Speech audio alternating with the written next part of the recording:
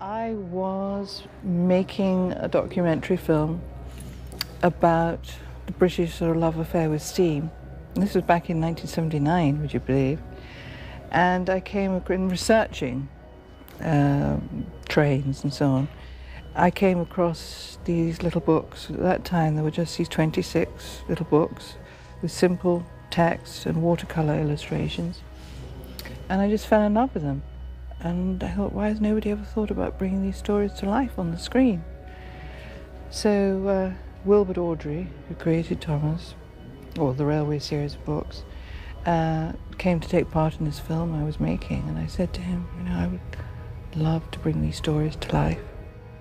I bet you never thought it would take off like this when you first wrote these stories in 1943. No idea at all. I just told them to amuse a sick child. The key is that I met Britt. And when I met Britt, who's this incredibly unusual woman, and she told me the story about how she got the books, the Railway series, and I just adored Britt. And when she said to me, do you want to do this show? I said, sure. Well, I think I always felt like a kid playing with a train set, because I've still got the one I had when I was little. But it's quite hard when you have created something, and when you then live with it, to kind of step out totally outside of it and see it as anybody else sees it. So in a way, it still comes as a shock if I'm like on the other side of the world in Japan or something, and I'm at an airport, and there's a little kid and he's all dressed like Thomas the Tank Engine, he's playing with Thomas the Tank Engine, and it's, wow, here I am, and there he is, and it's like there's this huge family that's connected, because everywhere in the world, because they see Thomas as part of their lives, part of the furniture of life, as I like to call it. I think Thomas is so good looking. Thomas is a great leading man in films. He's a very underappreciated leading man in films.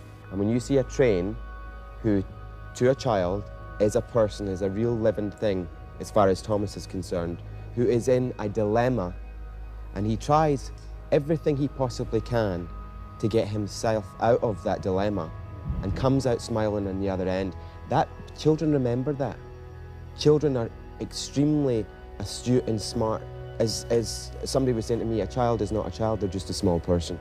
The morals and the morals the morals of these stories were never jammed down the kid's throat. They weren't blatant. They weren't in capital letters.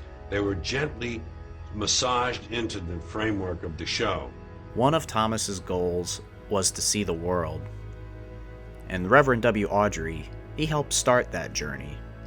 But Britt helped accelerate it to a view nobody could have thought of before. And now Thomas is known all across the world. And if it weren't for the efforts of her and everyone else behind Thomas, this young lad here, sharing the same name as that very tank engine, wouldn't be as big of a train nerd as he is now. So, thank you, Britt. Thank you.